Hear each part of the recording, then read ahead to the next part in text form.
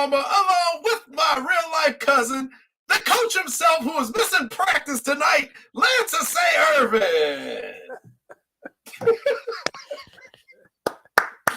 Sean, did he get it right? Whatever he said, Sean, if Sean is listening, did he get it right? What did you say? No. The welcome part. Bienvenidos. There we go. Welcome. We give you an A for effort. Bienvenidos, mi amigos. Woo. I appreciate your style, cuz. I mean, you sounded good. You come on here smiling with your Lindblom alumni hoodie on. I'm not going to ask you why you wearing it. Wait. I actually got more. So hold on. Oh, my goodness. Yeah. Oh my goodness. Sean, what is he doing? There we go. Now I'm ready, baby. Now I'm ready to rock and roll, baby. Let's go. You excited? So I guess if I'm a smart guy, I'm guessing it must be somebody from Lindblom coming on the show. It is. How did you know? Oh my goodness. We must have Karen Calloway coming on the show. Is Karen Calloway the principal of Kenwood coming on the show? No, not my sister. Not my Lindblom sister, Karen. No. You get another guess. Is Charlie Newberry coming on the show? Not Charlie. Charlie Newberry was a bad basketball player in the 80s. It's not Charlie? Not Charlie. Who am I? Oh, Sean Williams. No. I just tell you. It's Coach Narvel. Coach Narvel and Lindblom is coming on the show tonight. You know what? I like Coach. I like Norvell. So if he coming on the show, I'm gonna give him. I'm gonna clap it up. Thank you. I actually like him because I thought we was gonna have Amar Sharif or somebody like that on the show, but I take Norvell though. We love having Coach Narvel. Hey everybody, welcome to What's Up, Cuz. I'm your host Jason Palmer, along with my cousin Lance Irvin. This is our regular Monday night 2-hour extravaganza where we talk about everything going on in the world of sports. Tonight we have two guests coming on. Well, yeah, we're talking tonight. We got two guests coming on tonight. Tonight at 6:30. Our first guest will be joining us. He's a longtime friend, but he is coming back because we got some stuff to talk about with our NBA team here in Chicago. But our guy from the Bigs, Eugene McIntosh, he's going to check in at 6:30. He's going to break down what the hell is going on with the Bulls and Zach LaVine because it's a complete mess right now over there on Madison. So looking forward to Eugene coming on. And then, as we just spoke about, coming on at 7:30, my coach, Coach Narvel Newson, over at Lindblom Math and Science Academy. He's going to come in and talk about what it's like over there in his first year as head coach and all the great stuff he's trying to do over there on 61st and Wolcott. So me and him going to have a good conversation. We're going to let you chime in. Yeah, and I'm going to chime in. I'm going to ask you one question. Get ready for it. I'm only going to ask you, cuz why is that gym so small over there? I'm just going to let you answer that. We thought Morgan Park gym, we needed a gym. A school as well known as Lindblom. Yes. All the alumni. Yes. Y'all can't get a better gym. That is something we're going to discuss. I'm glad you said that. We're going to talk about it. Remember we had Coach Matt, the baseball coach, on. Remember he's now the athletic director at Kenwood. But we kind of talked to him about that, and then he got the job at Kenwood, so he went over there. But yeah, we're going to talk with Coach Narvel about that as well, because that's definitely something to talk about. Yeah, and it was like that when I was there. So what can I say? Vernon said, "Have you seen Harlan's gym?" Yes, Harlan gym is bigger than theirs. It is, Vernon. It's no comparison. Harlan has two gyms. Harlan gym is bigger than Morgan Park. The bleachers go straight up. The court is wider. The court is wider. Yeah, you have space to actually shoot a regulation jump shot. Yes, it is. I'm gonna find a picture of Lindblom's gym so we can put it up. Because your cousin Nick walked out there the last time he played in there. I wasn't with him. They said Nick was hot. They said Nick was fuming. Said Nick was like, I can't walk the sidelines like I want to. My teams can't shoot threes in here.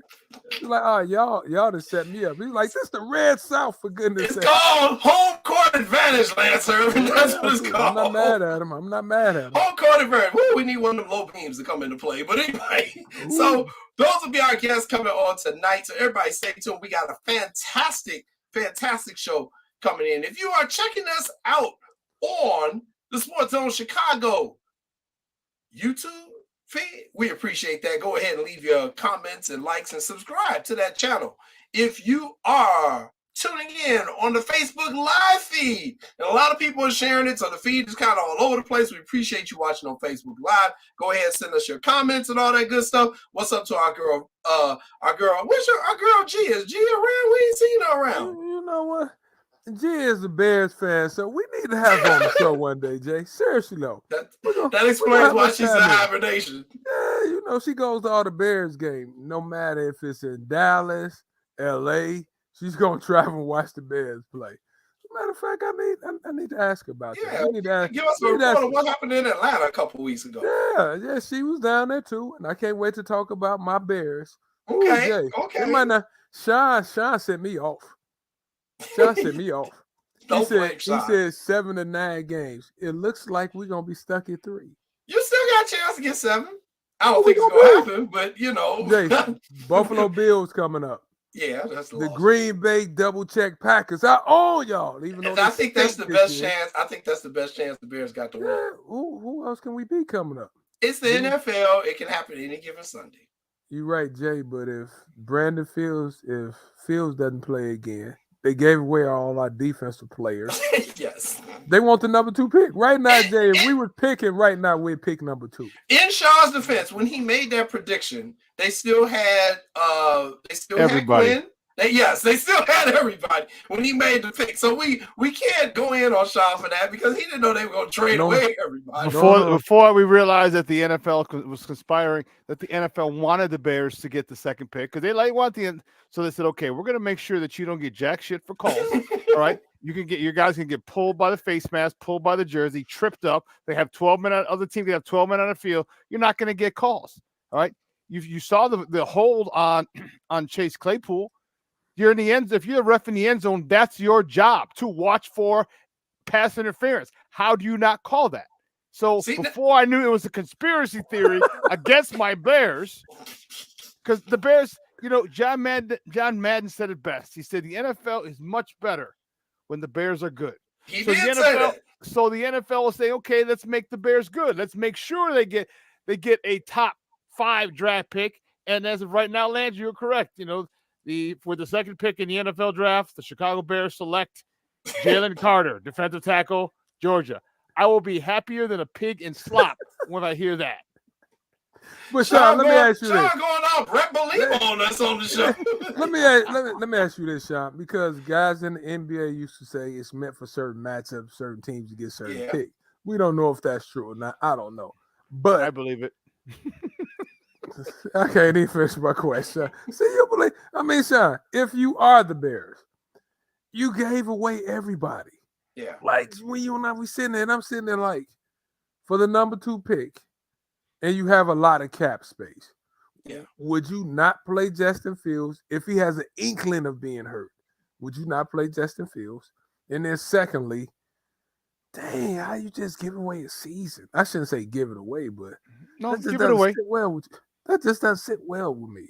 That don't sit well with me either. But at that level, it's you know, it's politics. All right, it's literally political. At that level, in all sports, it's all political. It's not about the sport anymore. It's about politics. And to answer your first question, I want Justin Fields to play again. All right, I think the injury to Darnell Mooney mandates that Justin Fields play after the break. All right, so he was off this past week. He's not here. Hopefully they don't play him this week. Then you have the bye coming up. So let him play after the bye because then that'll be 4 weeks between games. Okay, that should help heal. At that point, you make a decision. If at 4 weeks, he should be pretty good. Okay, it's either he's good or he needs to get surgery. Okay, one or the other. Because I need him because now that his number 1 receiver that he has the most chemistry with, Darnell Mooney, is out for the season with surgery on his ankle with a torn ligament. Now it is imperative that he makes Chase Claypool his number 1 guy. It's imperative that he builds some chemistry in the last few games with Chase Claypool. He already has it with Darnell Mooney. He's building it with Cole Kmet. It's imperative that he does it with Chase Claypool. You saw, I forgot what I was telling people, who I was telling. I said, you know what, this could be the best thing for Justin Fields with Simeon playing, because Simeon doesn't have his skill set, which means he's got to make the reads before. He's got to, first of all, understand the coverages. He's got to understand who can beat who. Okay. And if you notice, Trevor Simeon was going to ball out quick. It was 1, 2, 3, throw, 1, 2, 3, throw, 1, 2, 3, throw. He didn't have a lot of 5 or 7 step drops, though. A couple of 5 step drops were play action. So this is going to help Justin Fields. If he can get that ball out on the 3rd step, fine. Here's another crazy idea. I don't know if any of you know this. If you have a tall wide receiver and the DBs are small, like they were Sunday, throw it up so they can't get it. Shh. Trevor Simeon knew this. Why do you think? And you know what? Sauce Gardner, he ain't even small. I think he's like 6'2". He's like 6'2", 6'3", yeah. Yeah, he's 6'2", and he held Chase Claypool because he knew Chase had got a 40-inch vert and it was going to jump up over his ass and catch the ball. So, and he did it down the in the end zone. He did it on the sideline. What I've been asking for all freaking year. You got EQ St. Brown, who's 6'5". Okay, you got Chase Claypool. This is what bothers me. This is what bothers me. You know, you don't, Lance, Jason. It doesn't take a rocket scientist to say, I don't care about route combos, route patterns, all this other stuff. Throw it up. Just throw it. God bless it. Ball. You just have to go to the simplest plan. I agree with my guy is bigger and stronger and can jump higher than your guy. Period. End of story. Exactly. They didn't want to do it. That's what I tell people in basketball. Yeah. If my guy is 6'10", and your guy is 6'3", and he gets caught in a switch, you're like, ball, your ass better go right to the post and yell, ball, scream ball, so everyone in the gym can hear it. Ball, ball. There's no way he's going to get his shot blocked. Maybe every once in 100 tries. Right. Like you said, Sean, if my receiver is 6'5" with a 40-inch vertical, and the DB is 6'1", come on now. It's not too many opportunities that the DB is going to get it. But with that being said, though, like you said, Jason, sometimes the simplest play, the simplest route is the best one. Right. Sometimes this week is this week. It's Packers-Bears week. It's Packers-Bears week. So you got the same records as the Packers, right? No, they have one more. Well, they got one more win. But you're right there with the Packers. This is your best chance to beat them. Aaron Rodgers, he's probably done. Jordan Love? Wait. But Jordan Love did come in. That's all I was going to ask you guys about. Did you see Christian Watson? You remember who was saying go get Christian Watson? Who was saying draft Christian Watson? Who was saying get this joker out of North Dakota State? That's my dude. Go get him. Who was saying that? This guy right here. Lance, what you gonna do this week with your Packers and the Bears? Man. Well, I hope Aaron Rodgers is out. I hope ribs, oblique ribs. I'm not sure, but they're not playing like they're a good football team right now at this point in time. I think Trevor Simeon, I do agree with Sean. I might hold Fields out because, like Sean explained, it's a long rest. I think, Trevor Simeon is a serviceable backup. I mean, I liked him when he was at Denver. I think he's pretty good. This one should come down to the wire, especially if Aaron Rodgers is not playing.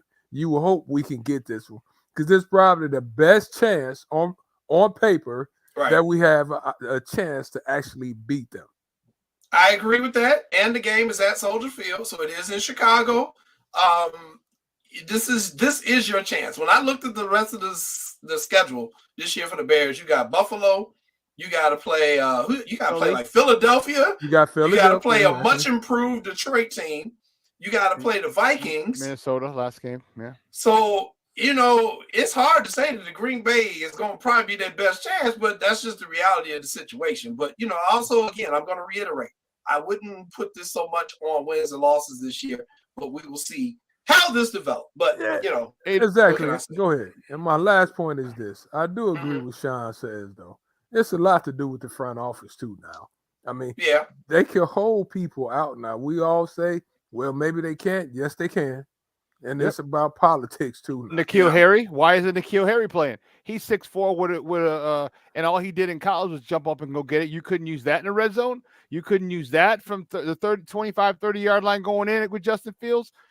You knew what he did. Even Justin Fields said when they first got him, he's like, oh, yeah, big body, jump up and go get it type of guy. Have they done it? Nope. And that's the thing that sucks is that we get caught up in the enjoyment of it as a sport, but at that level, it's so political. It's not even funny. It's not even funny, and they're playing ultra chess, and we're over here enjoying it like it's checkers. So, Lance, one question: did you enjoy the wings? You know what? Those wings was real good, to be totally honest. I got home and they was good as leftovers too. So my wife, with her picky self, was gonna say, "Ooh," because she didn't eat them until the next day. Okay. I'm gonna say they are good, but I want to see how they taste when they hot. We need to just go try them when they hot.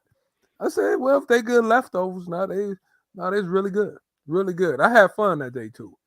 There you go. Because you was getting fired and you was getting fired. So Lance, he liked the wings and output. There you go. There's his ringing endorsement. Remember, Lance was like, "We're gonna have a problem." I was like, "Lance," I said, "Then we ain't gonna have no problems." I said, I remember I even took I didn't realize that he had taken a lot of his awards down.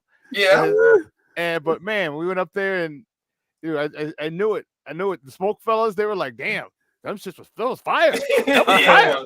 I had a ball with the smoke fellas. I had a ball with everybody. Yes, he did. We had a great time. Once again, thank you for everybody who came out to our viewing party of Bears and Falcons last Sunday.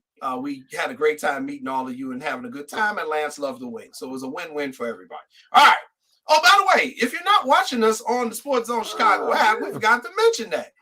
You can also watch us on the SportsZone Chicago app. You can take us with you, watch us in the car, watch us at school, watch it at the PTA meeting that you ain't paying attention to. Wherever you want to be, you can watch us. And my cousin Lance going to tell you where you can get that app if you don't have it already. You know what? You can get us at the iTunes store, the Google store, Play Store, and the Amazon store. Please get us. Please watch us. My cousin and I can't believe, Jay, I was just telling Paul, we've been doing this for 3 years almost. Going on 3 years now. Yeah, going on 3 years. We've been doing it. And we really haven't had the same guests back. I'll tell you who we getting in the future, Jay. We getting Bobby Hurley to come on this thing. Oh, we getting Bobby Hurley to come on here. Nick already talked about it. We getting Bobby Hurley to come on here, Jay. Oh, that's going to be a great show. That's going to be a great show. Sean, we getting Bobby Hurley. That's why when we were doing the show, I was like, man, like you guys and the Smoke Fellows are the two best shows on this network. And I love my show. I think my like show is great. Yeah, I'm like, damn, dude. The guests that you guys get, are just ridiculous.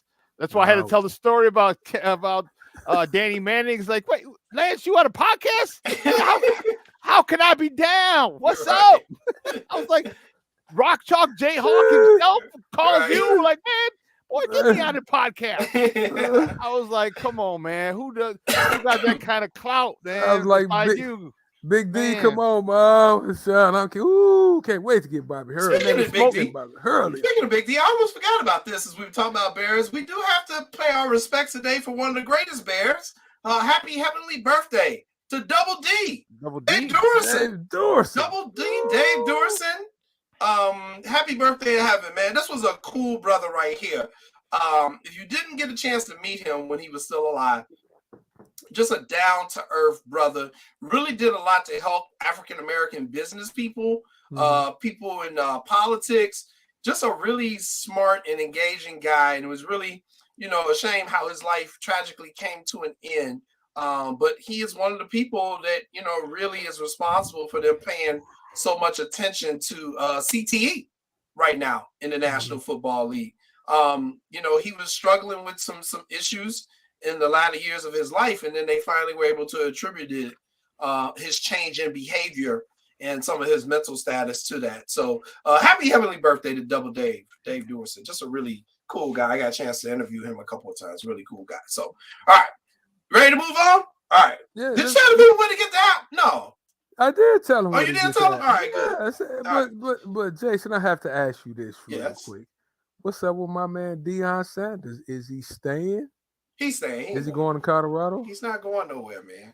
Everybody stop saying that. Y'all gonna speak this into existence. No, I don't think Colorado fits him. I think he ain't going nowhere. His kids are right there in Jackson State. But Jay, there is a transfer portal. He ain't going nowhere. He gonna stay there. I don't think that's the job for him. This is the only one, Jay.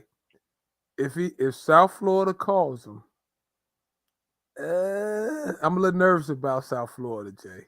He's I from think he's going to Florida. stay. They have Yes. money to pay. I'm Yes. just a little nervous about South Florida now. That's all I'm going to say right We're now. keeping Colorado, Deion I'm there. not nervous. We're keeping Not Deion nervous. there. Okay. That's all I'm going to say. So, Jay, if Florida State called him or Miami, he's staying with Jackson State, damn it. Don't be tired, I got to tell you. Leave that man alone. Don't be trying to talk him out of Jackson State. Anyway. All right. I do have some sad news to report, though. What you got? Very sad news to report. We found out earlier today Jose Abreu is no longer going to be with the White Sox. Any chance of him signing back with the White Sox is not going to happen because he is reportedly going to sign a 3-year contract with the Houston Astros. Oh, is he just going to be a DH? Or is he going to be fumbling over himself in the field? He's going to be the first baseman for the Houston Astros. It looks like it might be mostly a DH, but 3 for 60 is what they're looking at. That's what the reports say. It hasn't been confirmed, but those are the initial reports. 3 years, 60 mil. Are you freaking kidding me? I think if I'm not mistaken, wasn't he making about, was it like between 12 and 15 million here? Somewhere in there, yeah. Thought it's up there. So what do you guys think? Is that something we should feel down about, or should we be? Well, yeah, we got to see that dude, and he's gonna. Yeah, I didn't want him to go to the Cubs. I definitely didn't want him to go to the Astros. But man, dude, Lord have mercy. He could have went to Cleveland. This is true, but man, there are a couple of teams. I was like, okay, where San Diego? Where the hell were you when we needed you to swipe in and overpay a free agent this year? All right, where were you then, San Diego? Where were you at? Because I could see I'm definitely cool with him doing that, going down to Miami, going down, hell, even go to the Yankees. But damn, dude, yeah, the Astros, they just won the World Series. Well, here's my thing. We wasted his talent here. I just gotta be real with you. We wasted his talent. No. Break it down. Just don't throw that out without breaking it down. Because how many playoff series did we win? That's when he was here. Was it 1? 0. We didn't win a playoff series. Hell, we only went to the playoffs twice while he was a member of the White Sox. And we didn't do nothing. So, okay. I mean, you had your chance, White Sox. You had your chance. And you screwed the pooch on it. And now he's gone. And, I think, you're okay with Andrew Vaughn, though. Don't get me wrong. But, you put yourself in this position because of some of the other personnel decisions you made. And bottom line is you didn't win games this year. And, losses have consequences, Coach. You know that. But Jay, let me ask you this. You said we wasted his talent here. Are we wasting TA's talent too? Yes. So we absolutely. So what? You just go on a trading spree then? I'm not saying you do that. I'm saying that you're wasting the talented players that you have, your franchise players. You can even throw Luis Robert in there if you want. You can throw Eloy in there if you want. What are we doing with these guys? We haven't done anything the last 3 years except get to the playoffs twice and get our asses whooped. Okay, that ain't doing nothing. That's not doing anything. Remember, this was supposed to be their window of winning these past 3 years. They said it. Rick Hahn said it, and you haven't done it. So Jose is out. Okay, and maybe that wakes this organization up because it's going. I'm telling you, the fan base is not happy. This falls squarely on the shoulders of Jerry Reinsdorf. Because these last 2 years that we wasted, has nothing to do with Rick Hahn. All right, has nothing to do with Rick Hahn because you wasted those 2 years. Those 2 years where they could have been growing and getting better as a team, and you wasted them with Tony La Russa. And it's unfortunate. You wasted the last 2 good years of Jose Abreu. You signed all those guys. Now you just needed a manager. He just thought it was all right, fine, plug and play, and they're going to be fine. There's a lot more to that, and that goes to show you how little he knows about baseball, or he just don't give a damn. He wanted to make up for the 1980 or the 485 firing of Tony and said, you know what, we got a good team here, bump it. We're hiring him, and he signs a check, so whatever. What can you say? So however the situation, however it went down, this falls squarely on the shoulders of Jerry Reinsdorf, and the fan base is not happy. And it's like you said, your window of opportunity is not as big as people think it is, right? Mm-hmm. And when you have the opportunity to go for it, you better go all in, push all your chips in, because we don't know how many chances you're going to get to be something, to win something special. Now, we're not saying they can't win it, everyone, in a couple of years from now. I don't know. But with that being said, though, it takes players, and especially young players that's in the prime of their career, and you think you have a really good team. But I'm sitting there shaking my head because I'm like, dang. I said that last year too, saying, ooh, this is the year. Ooh, my socks. Ooh, my socks. Yeah. At the end of the year, I was sitting there like, oh, my socks. Damn, my socks. Exactly.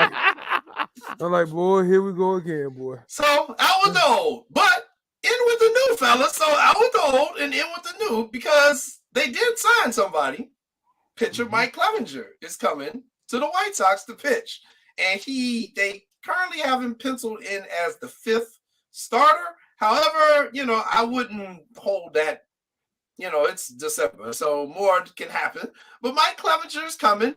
He's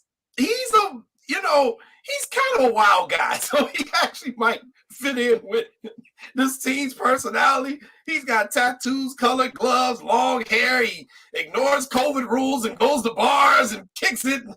So he's kind of a unique personality, so he might fit with this team. See, now you're speaking my language, because when you say unique personality, I can't. Oh, I was listening to Shaq talk about Dennis Rodman. Does he have shades of Dennis Rodman? Because Dennis Rodman was a winner. Does he have signs of Dennis Rodman with his unique personality? Yeah, he's got. Everyone says that. We talked to Matt Zawoski this morning on my show, and he was saying that when you first meet him, like, he could rub people the wrong way, but in that locker room, he said teammates love him. Right? He's a guy that he's a fun dude, and teammates love him. So, he comes to work, he performs, and teammates love him. And that, what? Outside that clubhouse, it doesn't matter who doesn't like him outside that clubhouse. I agree. So this is what he's expecting, and I don't know how I'm excited. He also brought up a stat: the only guy in the rotation that had a better year than Clevenger last year from the Sox rotation was Dylan Cease. He said, so you're getting an upgrade. We're getting an upgrade.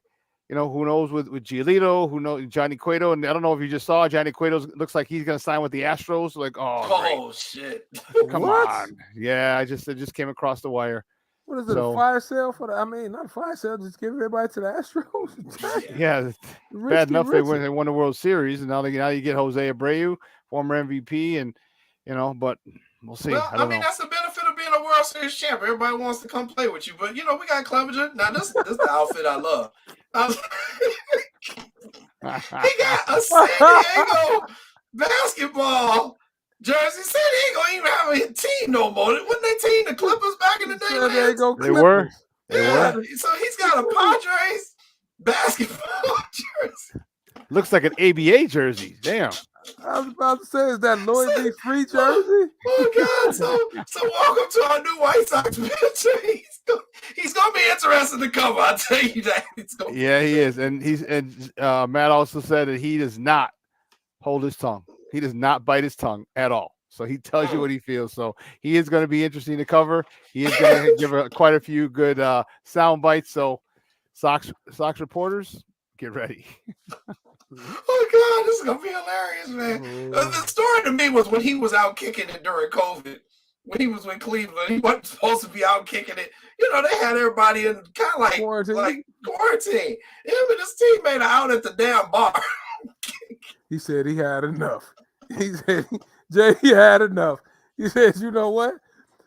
I'm tired of this crap. I'm about to go out and kick it. Jay, I can't wait to hear him. Yeah, so this guy, he's going to be interesting. So we will see how well he fits in with this crazy clubhouse that we have. But Mike Clevenger signs with the White Sox. We lose Jose Abreu. So, all right, we're going to take our first commercial break. When we come back from break, Lance and I are going to start some Chicago Bulls talk. We got a lot to talk about with our NBA team. Joining us very shortly will also be from the Bigs, our guy, Eugene McIntosh. But we're going to take our first commercial break. And we will be back in about 2 minutes. You are watching What's Up, Cuz? No, I don't know, though. I'm scared. I mean, you're scared.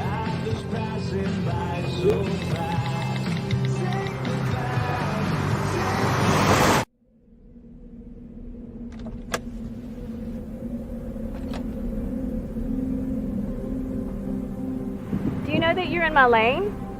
No, not at all. Are you not paying attention? Are you texting? I was just checking in with my mom. I was telling her that I thought we'd be home by 6. It's okay. There's enough time.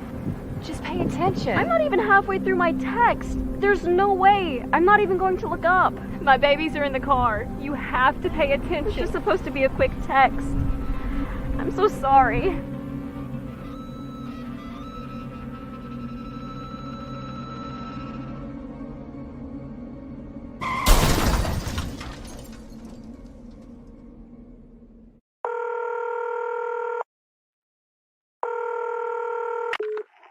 Operator 901, where's the emergency? 127 Brynmere. Okay, what's going on there? I'd like to order a pizza for delivery. Ma'am, you've reached 911. This is an emergency line. Large with half pepperoni, half mushroom. You know you've called 911. This is an emergency Do you line. know how long it'll be? Okay, ma'am, is everything okay over there? Do you have an emergency or not? Yes. And you're unable to talk because... Right. Is there someone in the room with you? Just say yes or no. Yes. Okay, it looks like I have an officer about a mile from your location. Are there any weapons in your house? No. Can you stay on the phone with me? No. See you soon. Thank you.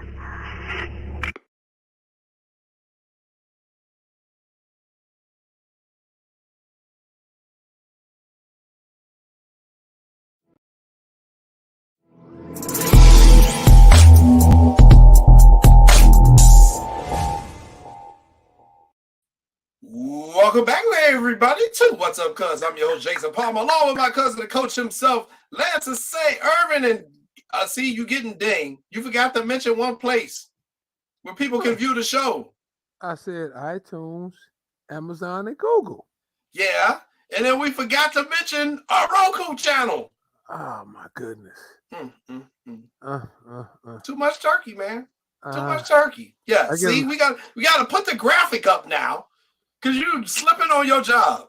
I'm slipping, but I should be slipping though, because I get a lot of people saying that I look handsome on that. So I said, that's the one I'm gonna bring up first. Matter of fact, I apologize. What was I thinking about? That's all right. We'll forgive you. All right, let's get into some Bulls talk. Because at the beginning of the season, I said I thought this team would be good enough to finish third in the East. You said, and LaShawn and everybody laughed at me. No, Jason, they'll probably make the playoffs, but probably the 7th, maybe a 6th. And early in the season, it's starting to look like you guys are maybe right, but we'll see. It's a lot more season left. But we brought in our guy because when we want to know stuff about the Bulls, we want to talk to the person who we know is in there talking to people. And we got a lot of sources, but this is our guy from the Bigs. Our guy, Eugene McIntosh. Eugene, what's up, man? Welcome back. What up, cuz? Man, I knew he wasn't going to Utah either, Lance. I said, he ain't going out there. I don't know why I want to be in no damn Salt Lake City. Man, hell no. And the beach, and look, I've been to Salt Lake City before. I went skiing and I visited the whole little Mormon situation. Salt Lake City is not as bad of a place as most people make it out to be, but I'm definitely not going to Salt Lake City to see no damn Bulls versus. I was just going to say that, y'all. I played well when we played Utah and BYU, so I enjoyed playing out there. I enjoyed it, especially when I played out there. BYU had a guy named Michael Smith. They had the Colsons, and they was running. And our coach used to want to slow the ball up, Gene, but not against BYU. I said, "Ooh, it's about to get good in here tonight. Let's go have every bit of 24,000." You averaged the dub out there. Ooh, I was hooping out there, Gene. I was like, "Ooh, I like it in Utah." I like it. But anyway, so Eugene, thank you, Eugene, for staying with us. And Eugene, I'm gonna give you a present before we even start this interview. Go ahead and tell Sean who's the state champs in Class Hey, man. 14 times, brother. I think we tied with Joliet Catholic now for the most state titles in IHSA history. So we'll knock them out the box next year. Shout out to my boy Jordan Lynch holding it down. Shout out to Coach Frank Linty who held it down all the years before, and all of proud alumni from MC, man. But Sean, he can feel proud, even though we knocked them off a couple weeks ago. Hey. Proud because we brought this back for screen. the CCL, man. Oh, let me enlarge my screen. We brought it home. We brought it home for the Catholic League. Gee, did you say y'all knocked them off a couple of weeks ago? Yeah, we took care of them guys. It might have been last weekend. I don't know. We've been running through guys for so long. I forget the timelines, but we definitely ran through St. Rita on that turf, and we took it on home to Batavia. I don't know why they thought that was going to be a matchup, but you know, 14, I don't know about ran through us. I'll congratulate. I have to congratulate you as much as it pains me. And I couldn't congratulate Jordan today at CrossFit. I just couldn't even look at him. I was just come on. I said I'll be good. You know what it was? Is that the whole little contingency, like the little girls in there, and they're all like, "Oh, Jordan, one girl had a little like, I was like, really? Like I just want to congratulate them and get it over with. And these girls I'm surprised they didn't throw confetti. And they're like, "Oh my God, did you hear the announcer? He said Jordan's the most handsome. He could be the most handsome coach in the state." I'm like, "Come on now, come on, man." I'm like, "I'll you know what? I'll congratulate him tomorrow." But congratulations. Yeah, you did beat us at our place. It was a close game at our place, and you guys came out on top. It sucks, but you know what? Like I tell my kids, like I've told my players, you win with class, you lose with class. And you keep that same energy when you win. You know, you want to run across the field and shake the other guy's hand when you win. Well, when you lose, you got to walk across the field and make that same trek, because you win with class, you lose with class. It says a lot about your character. So I have to say that, because otherwise I'd be the biggest hypocrite in the world if I didn't congratulate you. And tomorrow when I see Jordan, I'll congratulate him. There you go. I didn't say I had to congratulate him today, but tomorrow I will. Okay. All right. That's our guy. So there you go, Eugene. That's our Christmas present for you. Thank you, man. Sean, Sean, that's my guy, man. That's our family. But we had to knock St. Rita out the box and let them know they like our little baby cousins or something. Your little cousins. So when y'all walk out there, you just like, yeah, they like the baby cousin. Yeah, do them like this, man. Go ahead on. So you know how you treat your little cousin, man. Go ahead on. Yeah, Lance treated me like that.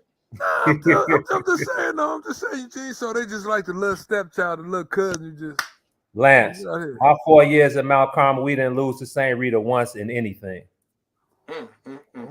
So it's really strong. So y'all can wear those T-shirts like Whitney Young tried to wear on us.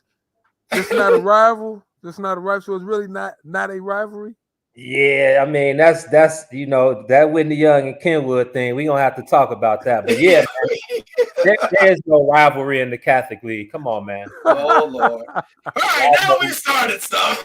I don't know. I went to public school. I didn't know. I thought it was rivalry. He just said they beat. I'll get you back, Jason. I will get you back.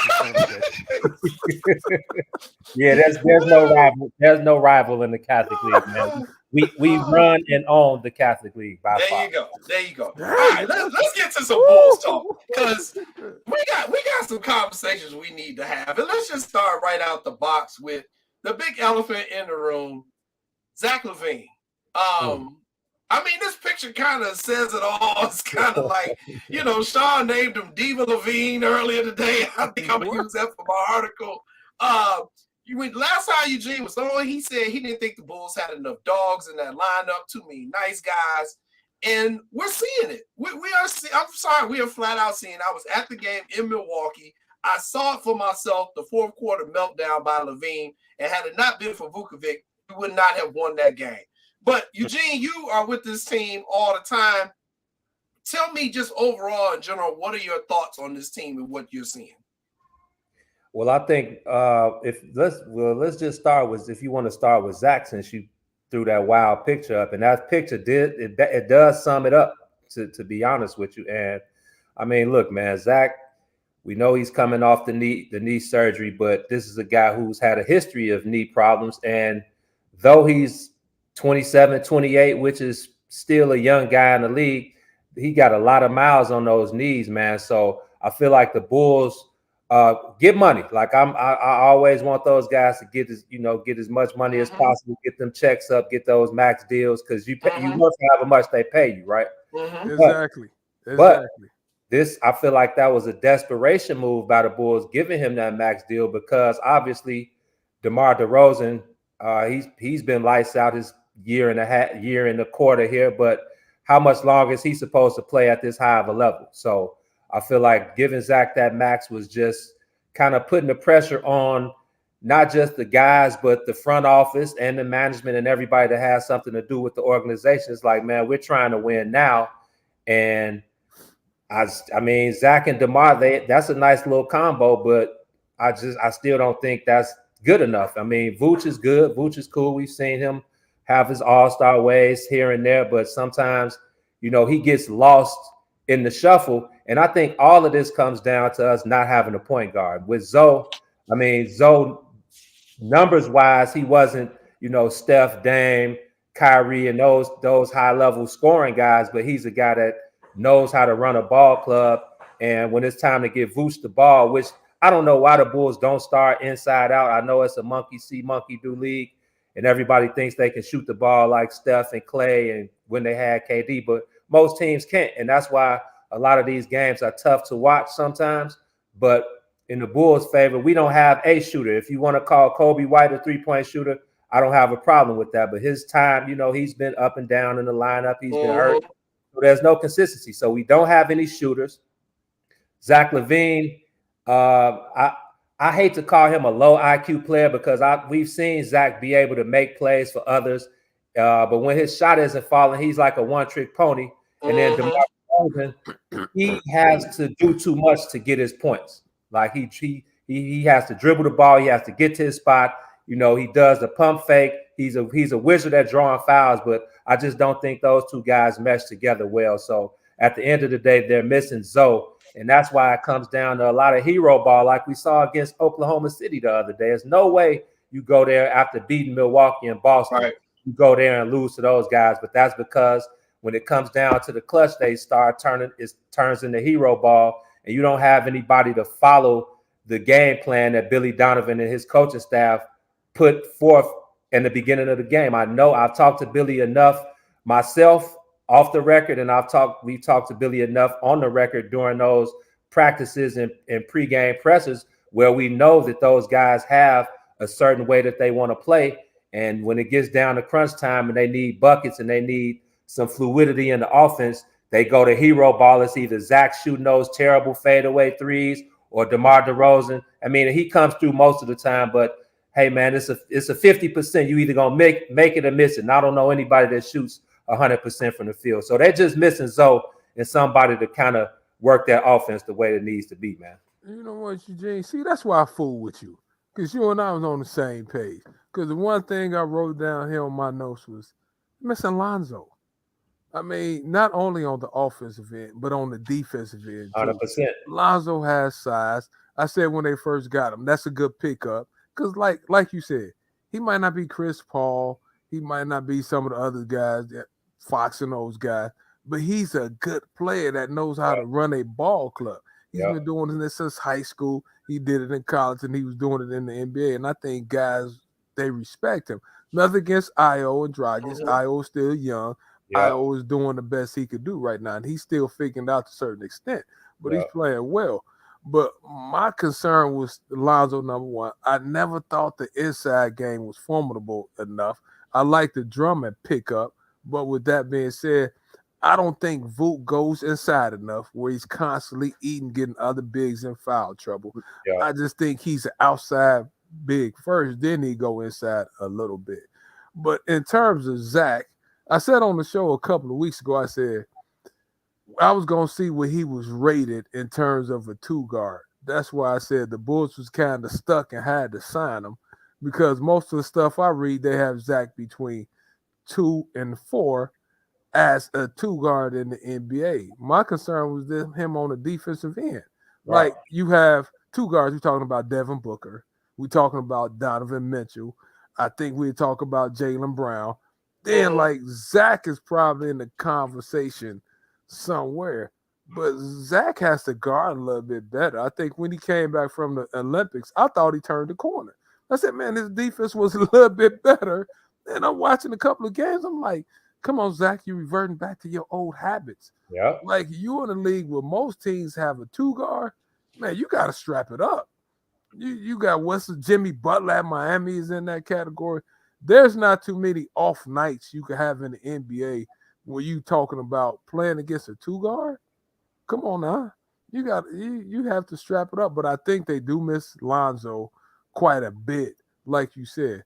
But let me ask you this. I was talking to Jason about their bench. Are you happy about the productivity coming off the bench? I know Kobe White to me has been inconsistent at times. Dragic was starting, then he was coming off the bench. Mm-hmm. Like, what you think about the bench?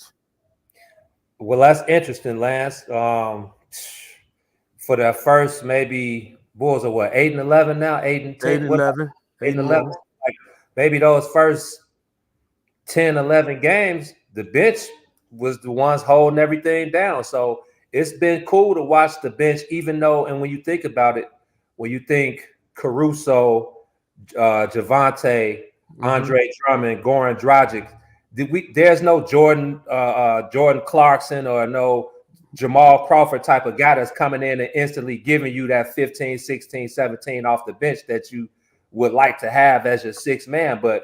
And this is something that when we talk about the team, I mean, we can't let Billy off the hook too, because the thing that I feel like one of his issues with me is being able to adjust. And when you look at the game and they start the game and then 8 minutes and 30 seconds left in the first quarter, he's already going to the bench, getting Javante Green and Caruso or Dragic for Io and Pat Will.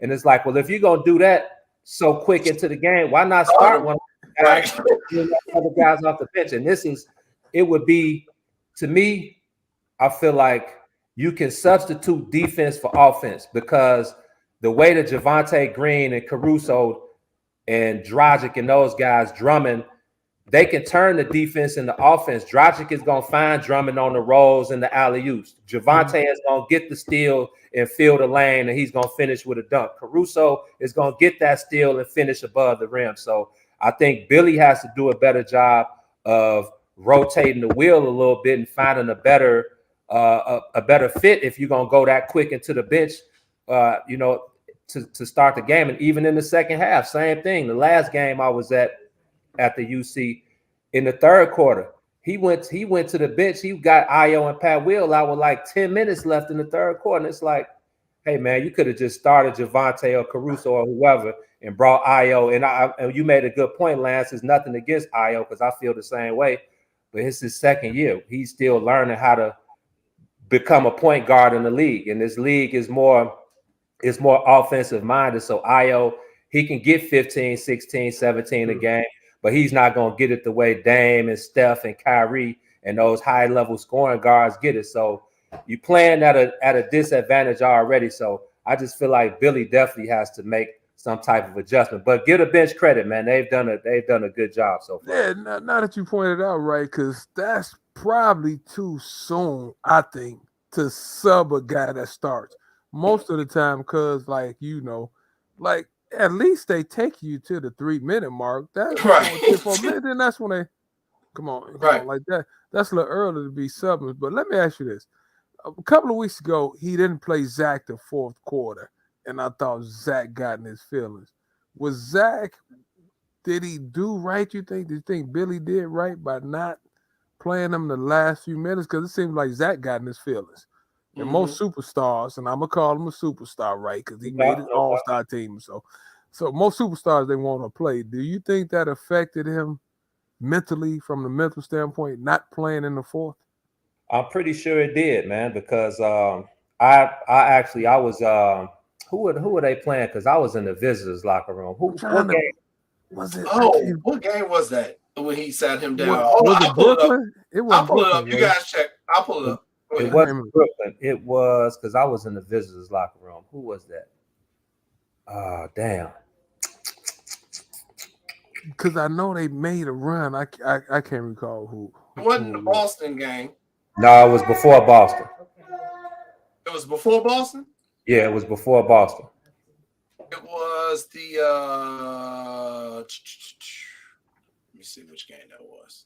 Because they're playing Utah tonight. I can't remember. Go ahead, guys. Just keep talking. Yeah, whoever it was, I was in the visitors locker room. So when I came out, I saw Zach walking past. When he was walking to the family room and to his car, and he was like talking to himself. And yeah, and that let me know that he was not feeling whatever went on in that locker room. And then when you revert back, one of our guys that was covering the game with us that night, Josh Hicks, he had the viral quote when they asked him how he felt, and he was like, yeah, I should have been in. He was like, that's Billy's call, but I definitely feel like I should have been in the game, and I'm definitely going to talk to Billy about that. So he was definitely in his feelings, Lance. But when I think about it, and you think about most superstars in the league, I don't care how bad they're playing in that fourth quarter. They ain't coming off the floor.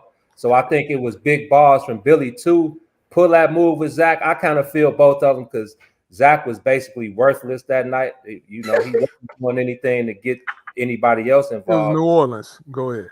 New Orleans, exactly, with Brandon Ingram and them. Mm-hmm. So, yeah, it was. I feel Zach, he definitely, if he's your superstar, if he's your A1 guy, you don't pull him off the court. You eventually he'll do something to make up for the 1 for 15. But again, I mean, that's why guys respect Billy Donovan, because he has the balls to make that kind of call. But I'm pretty sure they talked it out. And if it happens again, I don't expect Zach to shoot 1 for 15 again. And the reason why I was thinking about it, because I'm like, Zach is a 20-point a game scorer. At least if he makes one, then his offense picks up. But like you said, Eugene, I was like, that's a lot of stones by Billy, because most of the time, your two best players, they're on the court playing in crunch time. Yeah. I don't care if you like 1 for 20. That's almost like sitting Brian down and Brian like 1 for 20. There's certain people they expect to play. So I'm like, and it's a fine line between, and I think, you correct me if I'm wrong, I don't know if y'all agree with this. I think Zach maybe is a little sensitive from time to time. Maybe. I mean, I think maybe. I mean, what you think, cuz? I mean, so you gotta watch how you handle those guys. It's a shame to say it, but it's a fine line, though. But he just got paid $200 million Lance. You know how much stuff you can say about me if I'm making $200 million and I will not get in my feelings? Yeah, Zach is one of them guys, man, and that's what I was saying. Like, nothing against him, but he ain't a dog. And let's think about this. Zion had came back, so with extra, and he playing against C.J. McCollum, and CJ had the guy his lunch. So that's why I'm like this. But when you talk about the Bulls, I think they're giving up like 113 points a game, which is not bad. I mean, how would you rate their defense? You think the defense needs to pick up a little bit, or they guard? Because I don't think their defense is bad. I just think they're a couple of plays away from having a winning record. They are. That's real. And I mean, the defense has been steady. Like they'll go through those laws like a lot of teams do. They'll go through those laws where they give up 40 points in a quarter, or they have a down quarter that is actually the big point of the game. But for the most part, the defense has been cool. Like I said, if you're gonna have Caruso and Javante in the game in the clutch, then I mean they're a little undersized. Vooch is gonna get 13, 14 rebounds statistically, but we haven't seen Andre Drummond and Vooch line up to finish a game, which I mean I'm not against it, but there hasn't really been a reason to see that lineup. So I think defensively they've been, about as good as they could be. I feel like you said again, though, Lance, missing Zoe to lead that side of the ball again. It's a key factor that I don't think a lot of people realize. And then I'm sitting here like you talk about Cleveland. Cleveland is huge. And everybody on Cleveland, we talking about Mobley and those guys, Jared Allen. I mean, Darius Garland, they have size, and Cleveland is really good. That's why, Jason, I was like, I just think they 6th place team. I mean, Brooklyn is struggling now. I don't know what the heck Brooklyn is doing, but I don't know. Joel Embiid hurt for a little while, so we don't know. I mean, what Maxey hurt, so maybe they have a small window. But in terms of the Bucks, the Heat, the Sixers, I mean, if the Sixers healthy, Cleveland, I just don't see it. Well, I got a question for you, Gene, because you're there all the time. Is Billy Donovan under any pressure whatsoever that he may lose his job? No, I doubt that. I don't think he's under any pressure as far as losing his job, but I definitely think, would I say he's under the microscope? I wouldn't necessarily say that either, but I mean, he's on the clock. I would say that. It's like, yeah, now we put a lot of it on the guys, and but to me, I'll be honest with you, this is on Arturas Karnisovas and Mark Eversley constructing this team. This is on them more than anybody else. Like, they picked Patrick Williams at 4. They signed Zach LaVine to a max deal. They brought DeMar DeRozan in from LA. So when you look at Kobe White and all these other guys, these are their guys, man. So at the end of the day, you can only coach what you're given. True. So yeah, go ahead. No, go ahead. No, let's talk about Patrick Williams. Like, I was a huge fan when he first got here. And I think, what's this year, 2 or 3 in the league? 3. He was hurt last year. How do you think his development has been thus far? You think he needs to start, bring him off the bench? I mean, what's your thoughts on him? Oh man, I like Pat Will just because, he's a good guy more than anything. He's still a kid, he's only 21. Exactly. Like, he played. Look, he didn't even start in his 1 year at Florida State. So I don't know what them guys saw that we didn't see.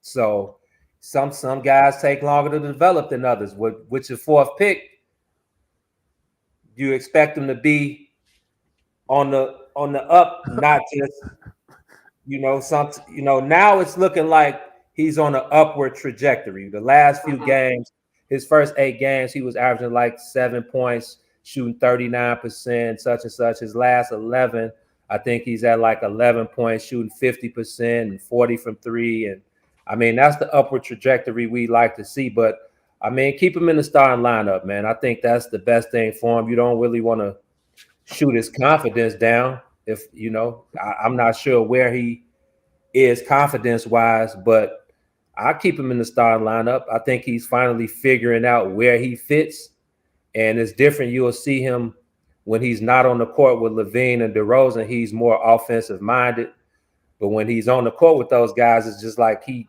doesn't even look to score or shoot. So that's interesting to me. But I think I'm gonna give P. Will the benefit of the doubt. I feel like the more opportunity, and don't forget he's been hurt a lot in these 3 years. Exactly. Now that he's getting a chance and staying healthy, he'll figure it out. Or he ain't gonna be in Chicago for too long. like it was some people asking me about him, and they was kind of on him. And I said, like Eugene, I said, the man is just 21 years old. I actually coached against him when he played at Florida State. Okay. I thought he has skills, he has size. I thought he'd be pretty good. Like you said, I do agree with you. It takes some guys longer than it take other guys. But at his size, and I think give him this year to play, then we could kind of see what he's really made out of, right? That freshman year to the next year, that's a tough jump for anybody. And you hurt. Now you're out there playing, and he just has to figure it out. Like, he needs some more reps. He needs some more game reps. And like you said, though, sometimes I get mad at him because I'm like, be aggressive. Come on. Come on, young fella. Come on now. I understand you think you 3rd, 4th fiddle. I get all that. But, man, shot clock running down. You got 7, 8 seconds. Come on. Because he can handle a little bit. His shot is decent. Man, we expect you to make a play. And I think he has really been affected by not having Lonzo Ball out there. Sure, 100%. I agree. Like I think he's a little bit more comfortable out there. Him and Io. I think Io plays better with Lonzo out there too. Yeah, a guy that knows you. Yep. Knows where you need the ball. Man, and that's just facts to me. That's how I feel.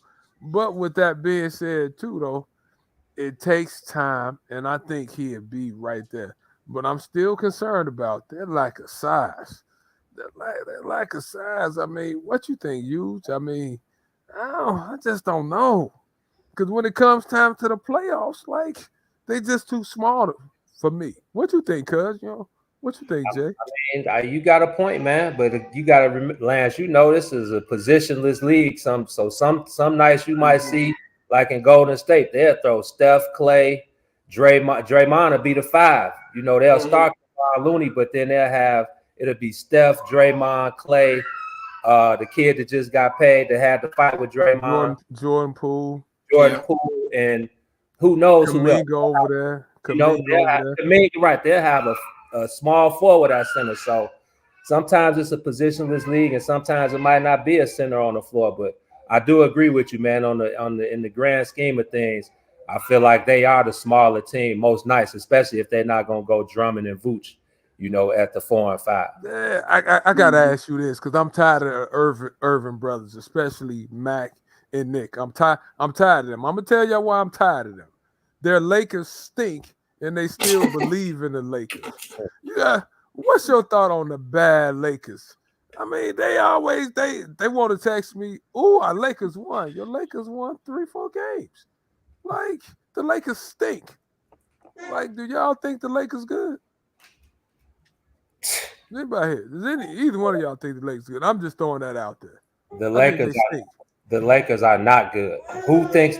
And I get it. Why you never give up when you got LeBron and AD up there, but I mean, I think the Lakers have, they've shown who they are, man. You can't really count on LeBron in his 20th year to kind of do the same things that he's been doing all his career. But you see how different they play when LeBron ain't there. AD is the AD we've all known and loved since we saw him in his first year in Kentucky. So it's weird to watch that.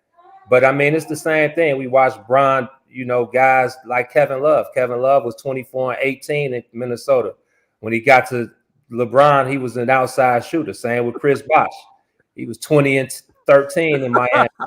When LeBron got there, he turned into a 14-point per game outside shooter. So the Lakers stink, though, man. Tell Matt to cut it out, man. Straight up. Let me ask you this, Eugene, because I know you got to run, but let me ask you this. Who is the leader on the Bulls? Great question. Great question. That's what I was hitting on a few minutes ago. That's a great question. Outstanding question. You know what? I'm going to say that, and I'm going to ask Billy when they get back. And I'm coming straight to y'all because, I mean, there are 2 types of leaders, if I'm not mistaken. The one that leads vocally, and then the one who just leads by example, right? Yeah. Or really, you could add another one. It's an assumed leader too. So now that's why I think we are with the Bulls, the assumed leader. And to me, that would have to be DeMar DeRozan, the guy with the most years under his belt, the guy with the most accolades under his belt, the guy who's seen it all. And I'm not sure how much of a vocal leader he is, because those guys, they're pretty reserved, I would say. So you don't get much out of them when we're in the locker room. But if it was me, I would have to say DeMar DeRozan is the leader of that team. I mean, I don't see it from Zach LaVine. I don't think that's his nature. And Billy did say that Io has a lot of respect from those guys, and Io as well as anybody, Lance. I think coming from Morgan Park and having to lead those kids, and then being at U of I and leading those guys, then about to go, but then says, you know what? No, I need to come back. Not only do I need to try to win a championship for U of I, but I just need to get my game a little better. So I think that was a big form of leadership shown by Io. So Billy definitely told me when we were talking one-on-one that those guys around the locker room, even though it's only his second year, they have a lot of respect for Io when he speaks his mind. And, but I wouldn't say he's the leader of the team. I would just go out on a limb and say it's DeMar DeRozan. All right. I can respect that. I was thinking that. Then I said either AC or Io's right there. Yeah. I'm saying Io, that's why I keep saying he still needs to learn a little bit more. And I think he's starting to figure out what buttons to press and when to press him because he is playing better this year and he's starting to figure it out too. Right. So with that being said, I think he needs just a little bit more time because he has the leadership qualities. He's vocal, he plays hard, and I think guys listen because with that being said, because he puts his all out there. So I was just I was just curious because I'm sitting here like DeMar probably, and I'm like, maybe IO, maybe AC. Yeah. I don't think it's clear cut at this point in time. Caruso, I think that's a good one too. I think he's got that championship under his belt, played with LeBron, and he's done a lot as well. So I think he probably does have a little. But again, when you think about the vocal leaders, that's what sticks out to me most is like the vocal leader, and I don't see that from any of those guys. But I think AC probably could share a little bit of the leadership role with DeMar DeRozan. Gotcha. And one last question, Eugene. You were at the Kenwood Whitney Young game last Monday. We were all there. Yes, great game. What a great way to kick off the season. What were your thoughts on that game and this first week of basketball here in Illinois is done? What have you seen? What has impressed you? What do you have some concerns about? Just your first thoughts on this first week. No, I definitely think that was that Whitney Young. It was only right for those guys to meet up to kick off the season after what happened in the CPS finals last year. So I think it was a lot of jitters, a lot of guys just trying to get that first game out. When you look at Day, and I mean, he fouled out with 14 points.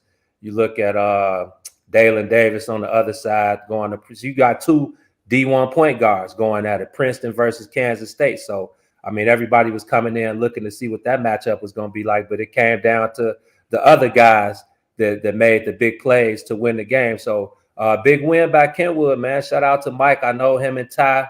It's the friendly, beef. I know it's, the fire and Mean Streets and Whitney Young and Kenwood, this new rivalry that they talk about. So I was impressed, man. It was a good game.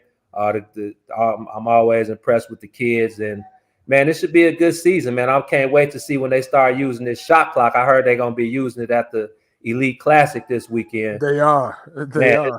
That's 30 such seconds. long overdue, man. So I feel like that was speed the game up a little bit and, take some of those stalling tactics away from some of them guys that like to use it. So I'm interested, man. Rob Smith's last year, Simeon.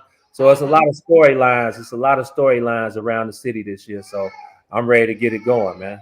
All right. Well, hey, we appreciate it so much, Eugene, for coming on and shedding some light on what's going on with our Bulls and everything. And, of course, you getting to talk shit to Sean was hilarious, too. Congratulations to Mount Carmel. And everybody go follow them. Tell them where they can follow you at. Man, follow us on Twitter Twitter or Instagram at It's the Bigs, ITSTHEBIGS.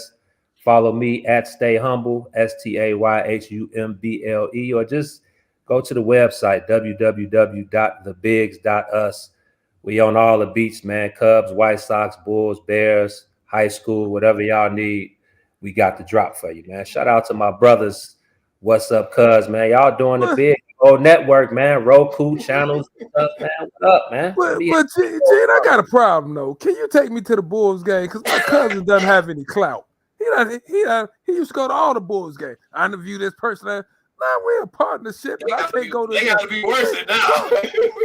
So we got to add. So we need to add a third credential to the big. I come out there because Jason, he done lost his damn mind. He got me crazy. Hey man, Lance, go check the pinned tweet on my page on Twitter. Check the pinned tweet that's at my page, and you already know the deal, man. Okay, if What's Up Cuz ain't treating you right, come on. Thank you. All right, everybody. Eugene McIntyre. Thanks a lot, Eugene. We're going to take a quick commercial break. Lance and I going to chop up a couple of topics. And coming up at 7:30 p.m., we got our second guest coming on. He is the new head coach over at Lindblom Math and Science Academy. I cannot wait to talk to Coach Narvel when he comes on at 7:30 because we got a lot to discuss about Lindblom, an up-and-coming team. You're watching What's Up, Cuz? We'll be right back. Not again.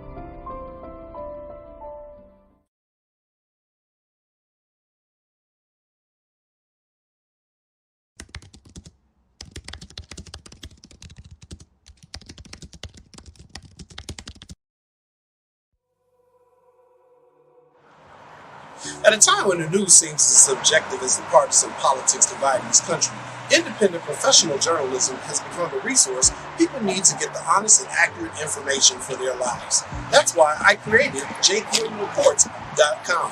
As a born and raised Chicagoan, I know this city better than anyone. So my investigative stories are all original, and they'll go deeper to expose the truth by using information obtained from public information databases and in-depth interviews with the movers and shakers. My feature stories will introduce you to people and businesses who are changing the world, not just Chicago.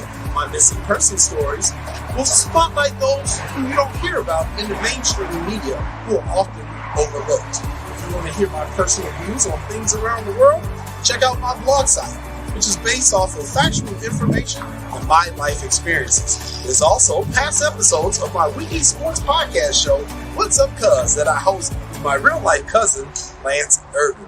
So if you're looking for all this information and more, check out jcoinreports.com and follow me on Twitter at jcoin.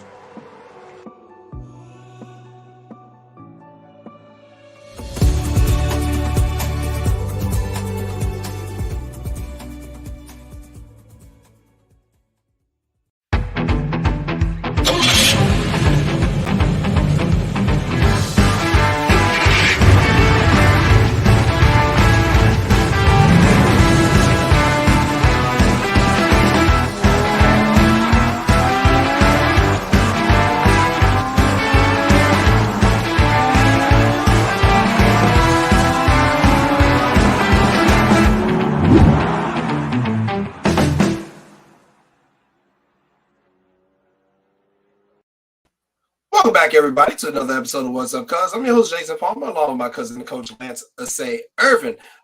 Last Monday wasn't just the kickoff of the boys basketball season here in Illinois.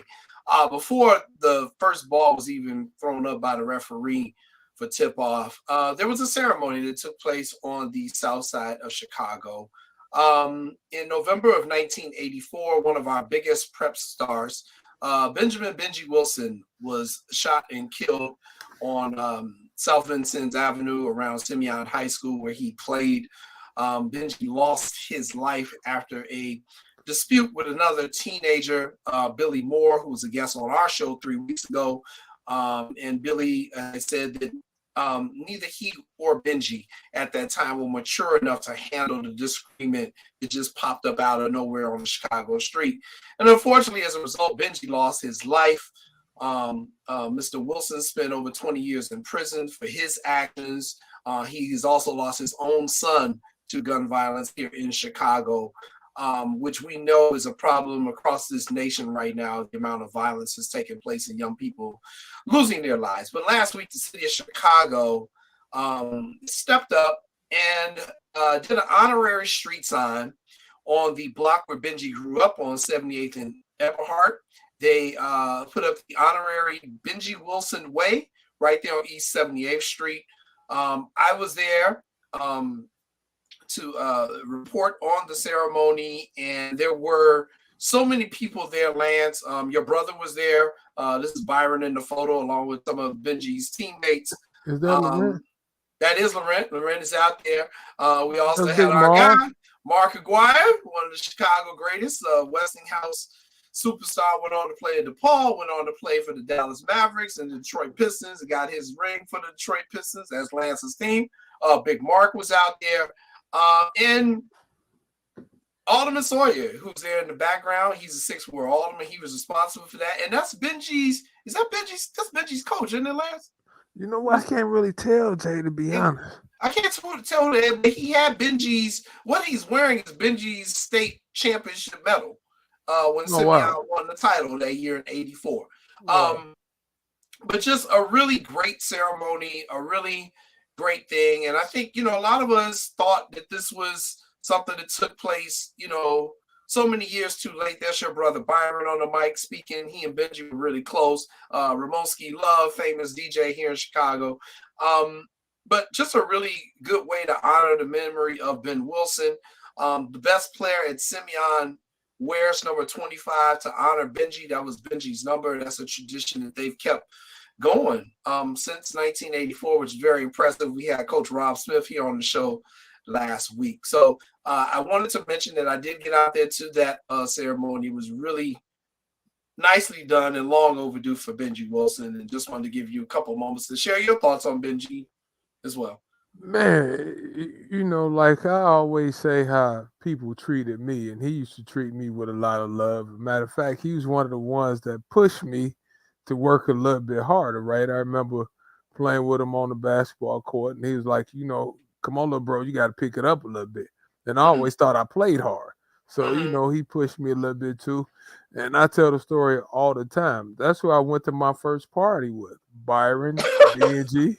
Oh, Lord. Man, Benji's pushing me out there. Go over there, talk to that girl right there. So, I went to my first party with some killers. Byron, Benji, I think Tim was with us.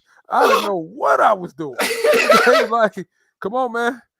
You got to get out there. Throw your reel out there. So, and I have many fond memories playing with him at Dawes Park, playing with him at different parks and stuff like that. And he's actually family used to come over the house all the time, used to play basketball with him, just talk about stuff. And even when Byron left and went to school, he still used to call and check on him. He used to call mom and pop and check on him. And I think that was long overdue, like Coach Rob Smith said. And, when you lose somebody like that meant so much to the city, meant so much to the country, it hurt a little bit. But I'm happy they honored him by giving him a street name and stuff like that. But, good person just gone way too soon, Jay. And I keep saying, I can't believe it's been almost 40 years. 40 years, man. I'll never forget that day, man. Never forget that day, man. That day sent shockwaves through all of Chicago, man. Just very unfortunate circumstances, and we see it can happen here in Chicago any given day. And and again, I do appreciate Billy Moore for coming on our show when he did 3 weeks ago, and just never run from what he did and his responsibility for it. Explained it in more details than I think most of us really kind of knew. Just a really tragic situation, man. And a lot has come from Benji's death as well. We don't even talk about a lot of the gun legislation that Chicago had was passed because of that.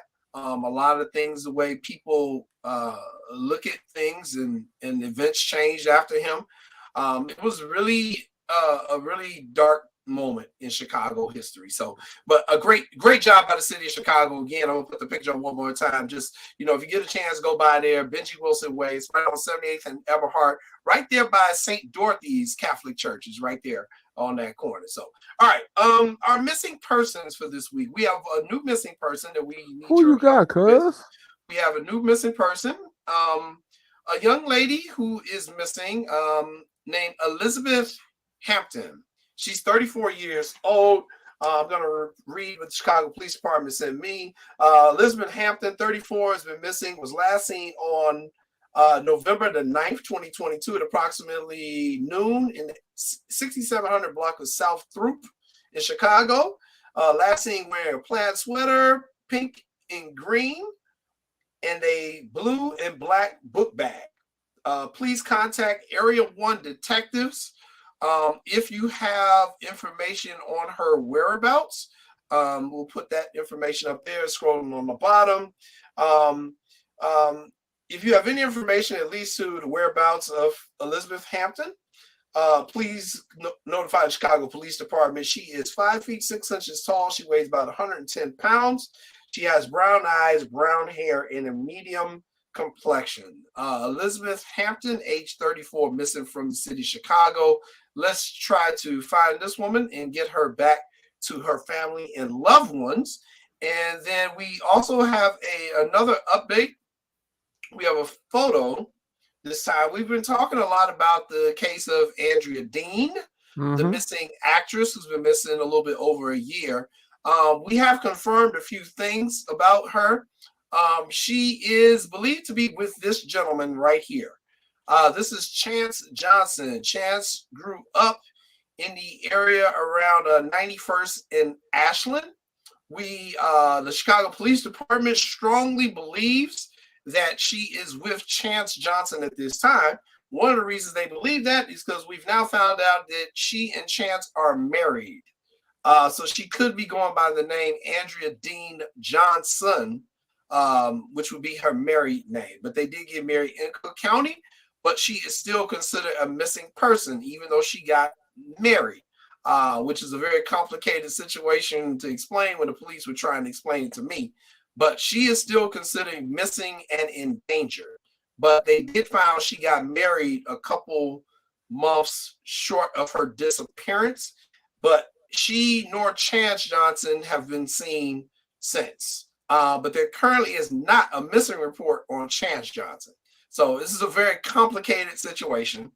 But we do want to put it out there that Andrea Johnson is still considered missing and in danger. So if you have any information on her whereabouts, again, call that number that's scrolling on the bottom of your screen, 312-747-8380.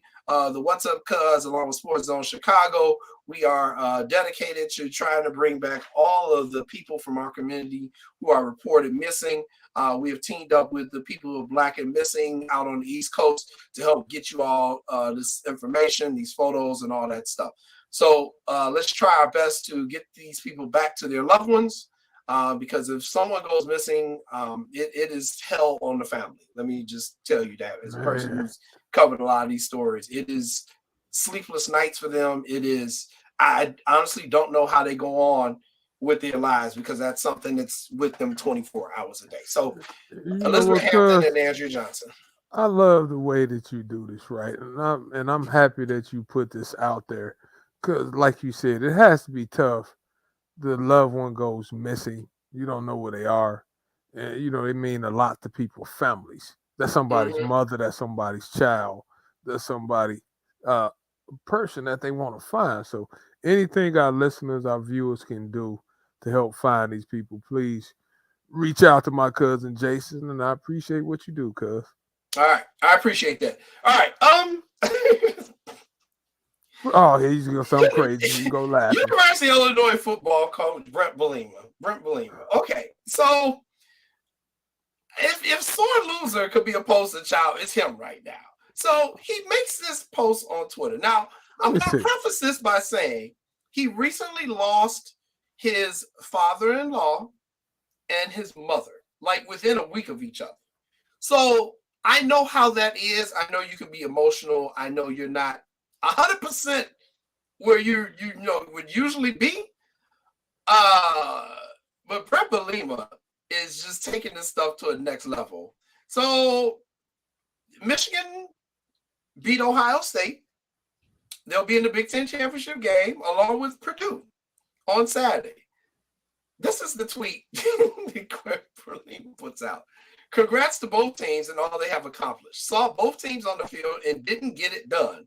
Would love the opportunity to meet both again on a neutral field and officials.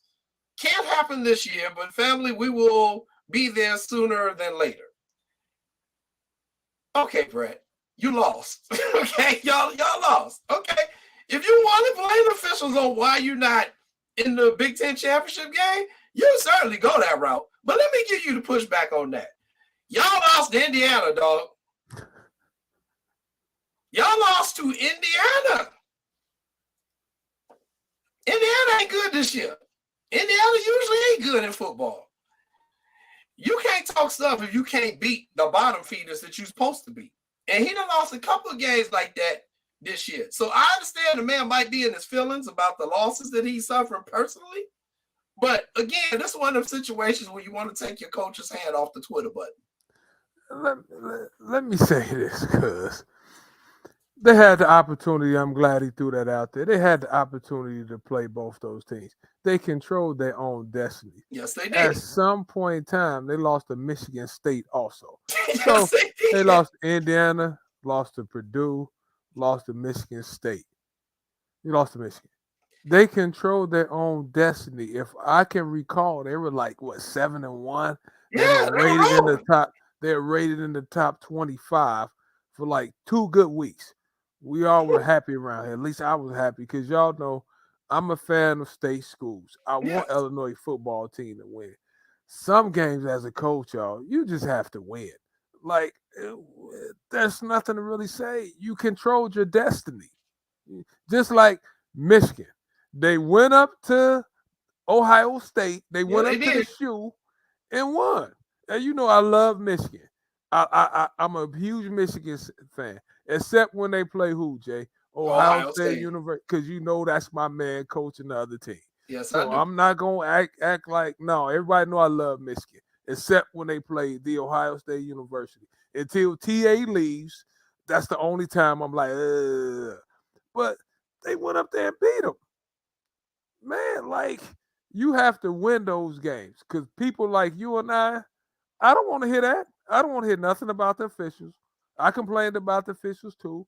Nobody cares. At the end of the day, man, you have to find a way to win, especially this year when it was so much parity.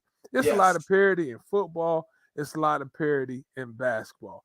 Man, Jay, just in football, Alabama lost twice. When have we seen the Alabama team lose twice? Tennessee stumbled and lost twice. I mean, you got teams that we think, like Illinois, I thought it was, man, one more win, Jay. All they had to do was win one of those games they lost. They lost to Michigan State at home. Yeah, man, come on. You lost to Michigan State at home on the game. It was the week after the big fight up in Michigan where the Michigan State team was suspended. They were in disarray. So, Jay, you have to beat Purdue and Michigan State. I'm sorry. At least Michigan State. And like I tell people, Jay, that was probably like a $12 to $15 million loss. Yeah, you said that. Implications. You said that when it happened. You sure did. You got Chase Brown, one of the best running backs in the country. Yes. I mean, come on. Like, Jay, I understand, Coach. I had one of those moments too. But like people used to tell me, we don't care. We don't care. Do you care? Jay, do you care? I do not care. Yeah, I mean, I hate to go on. Brent, Coach, I'm feeling you. But come on, man. Well, it's like when Coach Tony was on our show from us. When Coach C was on the show, he said, "Man, we lose one game. I wonder if I'm gonna have a job next year." Jay, they go 11-2. I sat there and thought about that after the loss Saturday. I sat there and said, "Ooh, wait. If I was on that coaching staff, Jay, I'm on pins and needles." Right. And the first thing they said was, that defensive coordinator, Jay, they said he makes somewhere around $2 million. How you think he's feeling? Jay, they said a man makes in the north for $2 million. I could be off, but Jay, you know I read everything and listen to a lot of stuff. They said that man makes $2 million. Jay, they gave up 44 points.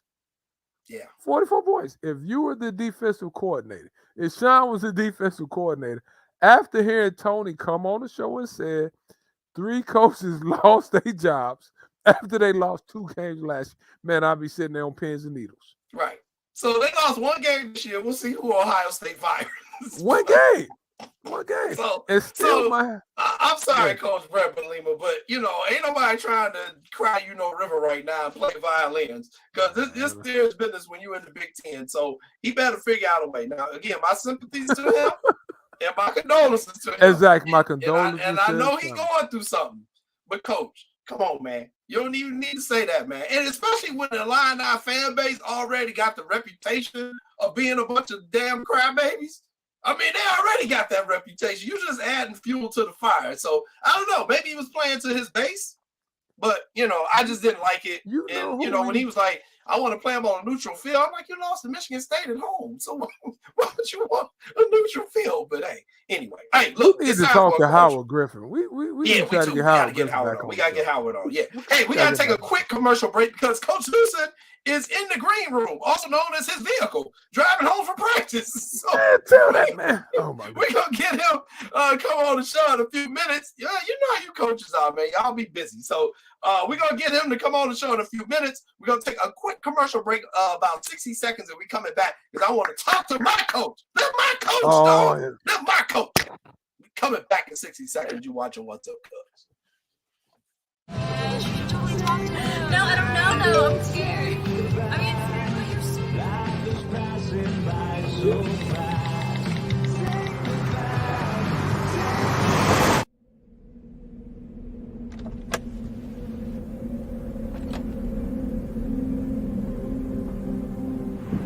that you're in my lane?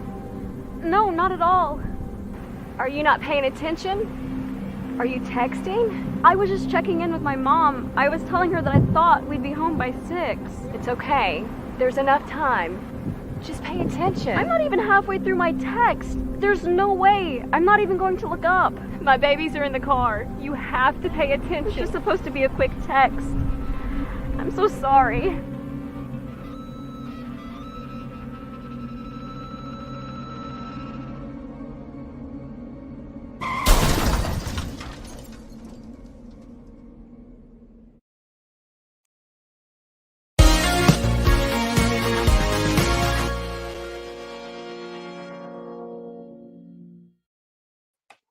Welcome back, everybody, to What's Up, Cuz. I'm your host, Jason Palmer. And man, I am happy. I am finally getting ready to bring on somebody from my school. I've been having all Lance Irvin's people on this show. I said, I got to get some more people from my alma mater to come on this show. And this guy, Lance knows him very well, has coached with him. I have not met him before, but he is the new head coach over at Lindblom Math and Science Academy for the boys basketball team. And, Lindblom has consistently been one of the top schools in the city of Chicago academically for, decades. Without a doubt, Lindblom definitely one of the top schools in the city of Chicago, one of the top high schools in the state of Illinois, to be quite honest. But our athletic programs have never been kind of up to par to match what our academic program has been about. And that's something that the alumni, we're starting to notice. We're starting to try to get more involved in that. And so I said, hey, let's bring him on the show. Let's talk to him because he's now a first-year coach. And let's see what exactly it is we can do to help promote Lindblom and help build up the athletic program. So without further ado, let's bring him on. Coach Newson, welcome to What's Up, Cuz. How you doing, man? Hey, how you doing, man? I'm doing great. I'm doing great. Lance, thank you so much for helping us bring this guy on. Even though you got to go up against him Thursday, and I'm going against my family, Coach. Don't worry about it. That's right. Hey, swoop, baby, swoop. Swoop, baby, swoop. You know what, little brother? You starting to upset me already coming on here, swoop. But you know how I feel about you. You always been there for the family. You're a good coach. You're a good person. You know how I hate when you young jitterbugs. I'm going to call you jitterbugs. When y'all doing shows driving, you, Q, Mikey did that stuff. So I'm saying pray for my coach stay safe. But with that being said, welcome to the Red South, Coach. Welcome back. Welcome back. Thanks for having me. Thanks. I'm glad to be back. You know what? My cousin was on me so hard yesterday, I had to call you. I was trying to do my studies, and my cousin said, can you help me get on film? I said, no, I'm not helping you so y'all can talk this swoop crap. So I'm gonna let Jason ask the first question before we get into serious. I appreciate that, cuz. I got plenty of questions. So I know you do. Obviously, we're back in the Red South. Lindblom is consistently in basketball. We've kind of been doing the up and down yo-yo thing. We'll get up and then we go back down. We get up and then we go back down. What do you think is going to be the key as you now take over here in your first year for you all to get in the Red South, to stay in the Red South, and then be really competitive in the Red South? Well, I think, first of all, when this is my second year at Lindblom. Second year, I'm sorry. Mm-hmm. Yeah, it's my second year. So last year we was in the white. And when I took the job, I knew that one of the main things we got to do is keep the kids that's in Lindblom that's good. We got to keep them at Lindblom. Okay, so we concentrated on this class this year. We got 3 or 4 of the guys that was on the AC team. We only let one get away, but he was a football player. But we kept 3. So that's the main thing is keeping those good guys from going to these other schools and making them good. Let's keep Lindblom. Let's keep Lindblom and put Lindblom on the map athletically. The academics have always been a good thing for Lindblom, but my job, my coaches is here now to try to change that. And coach, And one of the things that you have, Lindblom also has a 7th and 8th grade program as well. So you can use that as a feeder program. But, you know, and Lance can speak on this because Brooklyn graduated from Lindblom for 8th grade. But then for high school, she decided to go to Whitney Young. And a big part of that decision, my cousin told me, was because of the athletics. What are you all doing to keep those 7th and 8th graders who are both academically strong and athletically strong right there on 61st and Wolcott? Well, I think from a basketball standpoint, and from what we're trying to do is have the relationships with those parents and those students. You know, let them know that, you know, we're trying to be the South Side of Whitney Young. You know what I mean? You don't have to travel that far to get good academics. It's right here for you. And believe it or not, Lindblom has been a selective enrollment for Whitney Young. There was only 2 selective enrollment schools ever, and that was Lane Tech and Lindblom. I didn't know that, but I did some research. Yeah, I did some research. Yeah, but I think the biggest problem, I'm gonna be honest, and I'm not, you know, it's a facility. You know what I mean? We have a older building, and people look at Whitney Young, and they got 2 big old gyms and nice swimming pools and all that kind of stuff.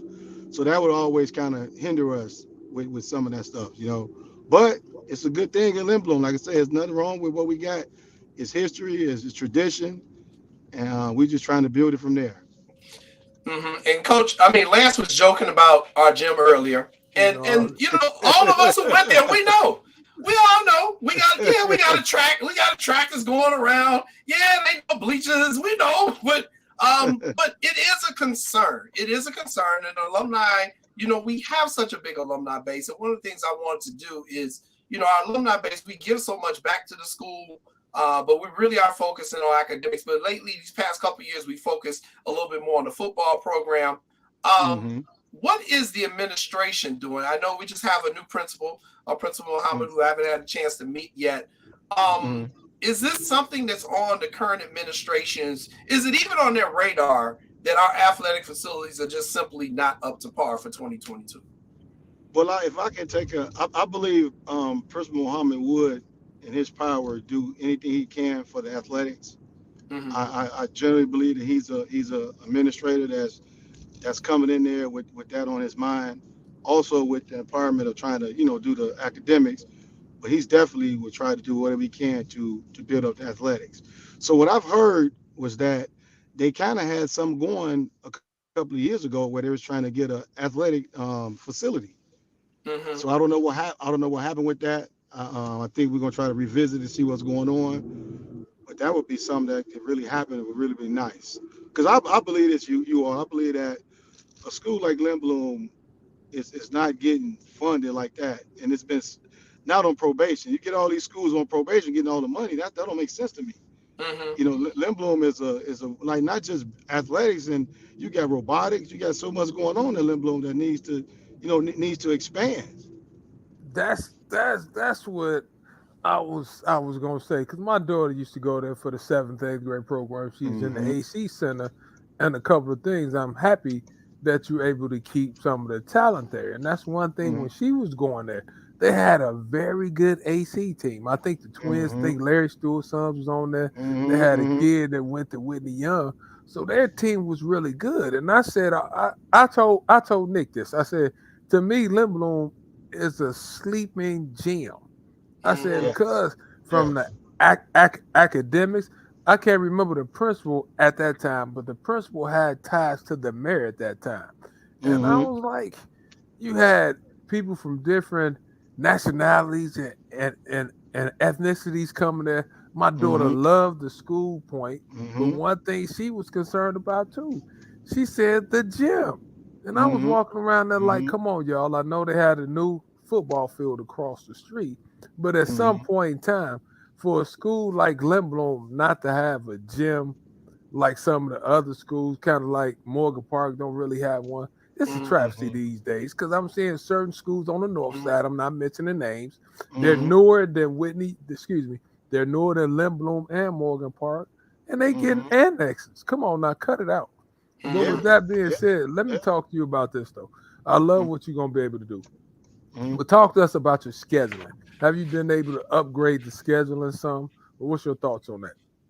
Oh yeah. Now you talking about for this year for the for basketball our season? Basketball. Oh yeah. Oh yeah. We definitely, man. We with us being in I just believe our conference is the best conference in the state of Illinois. We have some good non-conference games, and we actually taking a trip out of town to Houston. We playing 2 games in Houston the second Nice. week of the Christmas break. Yeah, so we doing some traveling, trying to get these guys. Because when I first got there, some of these guys some of the guys that had been with Lindblom's program, they had never been nowhere. So we've been I've been trying to focus in on that, trying to, get away and get some more exposure. Mm-hmm. And to be honest with you, Lance, man, I'm telling these guys, man, I got somebody over here, man. I got some guards. I got my guard. I think my backcourt, we're young, we juniors, but I think I got one of the best backcourts, man, in the city, man. And talk to us about who they are, because I told Jason, I said, Jay, they got a good team in Lindblom this year. Yeah. See, but the problem he's gonna have is unless he calls you, I'm not helping him get in there. I don't know how he's gonna get in there to see him since he's going against the family. Oh, okay. I got him. I got you, Jay. I got you, man. I'm gonna take care of him. I got him. Don't make me have to call Christina Davis. I got connections in the school now. No, because I'm gonna tell Cindy to call Christina. Is she still the AD over there? Yes, she is. Yeah. Oh, I used to love her. She's so good. But talk to us. But I'm happy that you got. Go ahead. I'll let you talk about your guards. Go ahead. Yeah. So first, man, we got a guard that we just won our Thanksgiving tournament over at Stag. Yeah. And Jay Sean Stevenson, man, 6'3" junior, he got the MVP. He's averaging 29 points a game. He had 2 32-point games. You know what I mean? Mm-hmm. Then my other guard, Quentin McCoy, man, is very solid. You know Quentin. Q. Q. Yeah, Q. Yeah, Q. Q's, man, doing this thing. Q's averaging about 16, 17, doing a lot of ball handling for him. So I think those 2 guys, man, are really, really good and going to be good for somebody. I don't know why these guys not out recruiting, so I don't know who they're looking at, but they better come see these young guys. Go ahead, Jay. Was you going to ask? Well, I was going to say, Coach, isn't that one of the benefits now of being in the Red South? Is that because you're playing against Simeon, Kenwood, some of these other powerhouse schools, there's going to be more attention focused on Lindblom. And how do you prepare your players to play in those games? Because they're not just another game. They are a special type of contest. Absolutely. I think, we prepare to win all our games. I'm going to be honest with you. I prepare my boys. We want to beat whoever in front of us. We don't care if it's the number 1 team in the nation, it's the worst team in the nation. We're going to prepare the same way, and we're going to be ready. You know what I mean? But the opportunity that our boys have when they playing against a Kenwood or high major Division I guys that's being recruited is that when they come see those guys, they can see us. Now Jay Sean and Quentin and Kobe and my other guys I got, they can get some looks. Even if they don't like them, they can pass it on. Because Lance know how to go with Division I coaches. They all talk. Man, I seen the kid. We can't take them, but guess what? I think, Coach, you might can use them. You know what I mean? So yeah, hopefully, our guys. So they're gonna be ready, man. They definitely gonna be ready. So let me ask you this with Mr. O swoop off his smiling because I said you guys have a really good coach. What made you think about going over to Lindblom and coach? Break that down. What was your thought process and how that happened? I'm gonna be honest. I honestly was that. I think that was the COVID year. The year of the COVID. I was at Morgan Park with Nick. We was over at Morgan Park, and then that season ended. So I decided I'm going back to get during that year I was getting my master's degree. So I finished up with my master's. So I'm ready now to jump in and get me a head coach job somewhere. So Lindblom I applied. It was open. Lindblom I said, okay, let me apply for Lindblom. So I applied for Lindblom and I put my resume out there and I used my recommendations. I had some good recommendations. And I look up, I got an interview. So Christina Davis interviewed me. So I went in there with my interview, man, and it was all God from there, man. It was all God. You know what I mean? I just want to be honest. It was all God. But because it's definitely a blessing to get a spot like Lindblom. Yeah. Yeah, and for you, Coach, it's not just coaching there. You are a phys ed teacher. Absolutely, well. absolutely, Right. yeah, absolutely, yeah. Yeah. That makes it even. I've been and that kind of happened right after that season as well. I was in school to finish up my certification, and it just I'm telling you guys, it was PE spot came open, and it just happened just like that. Yeah, and you know, Coach, that's been one of the things a lot of people have been talking about, because you know, back in the day when we played, most of the time the coach was also the PE teacher. But yes. You know, And look, I know it's probably a lot of viewers were watching, but hey, but PE, and back then y'all knew you getting some shots up. Y'all hey, we get some shots up, man. That's what I'm saying. Somehow, you know. That's how my PE teacher used to do it, man. So yeah, definitely. So how many students go to school now? Is it like a couple of thousand over there? If I can get, I'm assuming it's between 1,200, 1,400 maybe. I think because we still class 3A. Like it's a nice school, but what do you need to do, Coach, from a consistency standpoint, for y'all to stay in the red and, like Jason said, though, continue the Swoop legacy? Because, like I said, Lindblom is a sleeping giant. And I want the best for you. What do you need to do for y'all to stay up there? I think we need to. We actually on the path of doing that. I told you the first step was keeping those good kids that's on the AC there, but it's also getting some of those top players that's out there. You know, if we can get some of those guys, like I said, they want to go to the Whitney Youngs, they want to go to the Kenwood, they want, you know, give us a try. Like I said, I mean, I believe in making my own legacy. You know what I mean? And that's what I respect more about this kid Jay Sean we have. He came from the AC program, and now, like I said, he's a junior. He's scoring almost 30 points a game, so he's going to really be the spotlight for our AC program. And I'm going to really put a story out there on that, because I think it needs to be known. Everybody needs to know that if you can stay there, Jay Sean did it. He didn't go transfer nowhere and play with nobody else. You know what I mean? But other than that, you know, I think another part that we got that's working for us, that we got an administration that's going to support us. You know, we got that, and then like I said, just getting those kids to come over, man. But I'm gonna tell you something, y'all. I'm doing old school. I'm developing. I believe in, you know, guys coming in. We're gonna, you know, teach them how to play. We're gonna teach them how to go left, teach them how to go right. You know, we got to develop. You know what I'm saying? We got a lot. This year we have three levels, and we have 15 players on each level. Nice. You know, so we're gonna bring it up the old school way. Your false off is your next year varsity team, so we're gonna do it like they used to do it back in the day. There you go. Lindblom has about 1,500 students. We talk about 1,500 students. 15. Coach about 15, right? Yeah. Listen, let me ask you this, Coach. And you know, again, you know, you're with family here with us, and me being an alumni, you know, it's nothing I don't know really about the school. Obviously, when Principal Muhammad came in earlier this year, it was kind of a little rough transition there in the early going. Some people were upset with the process and all that, but I just want to know, how have things kind of smoothed out here now, going now almost into December? How have the students adjusted? How have the staff and the teachers adjusted to Principal Muhammad? I think honestly, it's still a work in progress. I just think everybody, you know, not just having a new administration.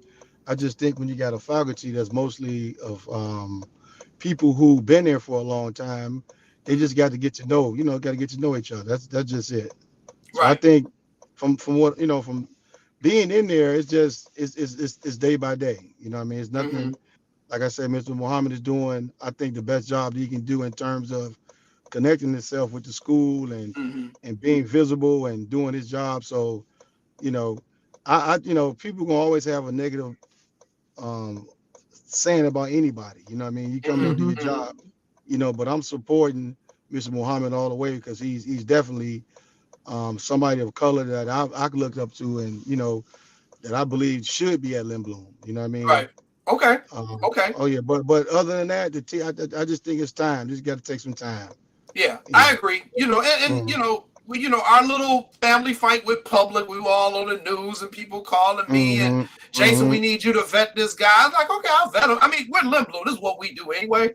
I was like, I looked into his background, I tore his background apart. I didn't see anything that was wrong with it. Now, if the process didn't go smooth, that ain't on him. But, he's in there. Let's support him so that he can support our kids. So I'm glad to hear that, this is still a work in progress and that everyone is working toward a common goal. Absolutely. Okay. Last week we had Robert Smith on the show, and we asked him about some of the mentors that he had, and he talked about how he had older veterans give him advice and help him out. Is it any mentors that you turn to for advice when you need it? Oh yeah, man. I definitely mentors in terms of coaches, and then mentors in terms of guys who played the game. You know what I mean? But Don Pittman is definitely a mentor now that I talk to, and it's funny because I came from Simeon, first before I transferred. So Henry was my world, man. Henry put pretty much saved my life as a freshman. But as I'm older now, and I got to know Don Pittman, man. Pitt has been, man, a big time mentor to me. You know what I mean? And that's not just basketball, just about life and becoming a teacher. He really gave me a lot of advice about when I get my certification and all that kind of stuff. So definitely Don Pittman and Tracy Dildy. I talked to Tracy here and now about stuff. All the college guys that got the experience. And Lance, I'll knock on your door too, Lance, if I can to hear what you got to say about what's going on. That's what I told Jason. I said, Jason, y'all got a quality coach, and even though you and Nick used to get on my nerve, and Nick told me that you could get the job over there, I still love you, and I'm wishing you the best over there. But I just don't wish you for the best on Thursday. So don't come out with your gimmick defenses and doing all that Nick type stuff, all that crap you and Nick used to be talking about. Hey, you already know, man. We got some of our sleeve, man. So hey, God made it for us to play in Lindblom. That was probably the best thing that could have happened. I agree. We're gonna take advantage of our little small nest. No. I looked on the schedule. I said, "Are y'all serious? We going over where to play? Yeah, you coming over there? Y'all afraid to come to Englewood now? What's wrong with you? You scaredy cats? Mr. Hyde Park. You done got all soft on me. I worked in Hood for 5 years over there. So I'm walking anywhere. But where are y'all playing for Christmas too this year? So people can come watch y'all play for Christmas also. Yeah, we back at Kankakee. We out there at Kankakee. We played out there last year, and we finished second last year. We lost to Kankakee in the championship, but we going back out there. So you lost to Cuz, huh? Cuz got you. Yeah. Pick, man. Yeah, Pick got me out there. It was 8 against 5, so the referee let that go. we gonna get Cuz on the show, Jason. We gonna get Chris on the show. That go. And I'm gonna tell him what you said. What you said. Hey, Lance, they was in the bonus before we got off the bus. Well, and you know what? And also our guy Ma Sharif, Ahmad is over at Lindblom now. Absolutely, yes. He's the athletic coordinator. He's the athletic coordinator. Yep. He's over there too. Yeah. So there you go. So if you need, if you need tips, Ahmad used to come over there and kick our ass when he played the game. So Ahmad knows about our joke because I was going in the game like, oh Lord, we got Frank King, we got Marcus Liberty, and John like, oh Lord, we gonna lose by 40. So Ahmad can give him like tips, but he ain't gonna talk to you, Lance, because he on our side now. So right, that's right. That's right. So I've been working behind the scenes, Coach. Jason doesn't know his history. Doc played with Mike, so you don't know your history. I'm trying to help you. But Lindblom always had a history of players. I was talking to Jason about Charlie over there, but I got to ask you my uniform question, Norvel. Yes. Think hard before you answer this. Think real hard. So now, are you a big fan of these city uniforms? Do you like so say if Lil Kobe comes to Lindblom? What type of uniforms is Kobe going to be wearing? Is he going to be wearing highlight uniforms? Don't tell me he's going to show up with some old uniforms. Talk to me about the uniforms at Lindblom and some other stuff. Thank you. No, we gotta have some new uniforms. We gotta have some new uniforms. You know, that's something that will be in place, I think, for definitely for our next season. Actually, I'm working on the set of uniforms right now because we got the shooting machine finally. Okay. So we was able to get the shooting machine right. So we got the gun. Principal Muhammad was able to get us that. So that kind of puts us back on the uniform. So I say, well, we might still get one set. Okay. But next year we definitely. Oh yeah, we're gonna have some nice uniforms, man. I like uniforms that kind of sticks out. It's kind of kind of old schoolish, but kind of sticks out. I'm gonna go ahead and throw you a assist on this, Narvel, and this is all I'm saying. I'm gonna let Jason take it up. Jason, all them alumni over there, we can't get little brother some uniforms. Well, that's why he's on the show. Come on now. And I've already had that conversation with my class today, class of 88. Okay, so you about to get some help, Coach. Trust me, you about to get some Absolutely. help.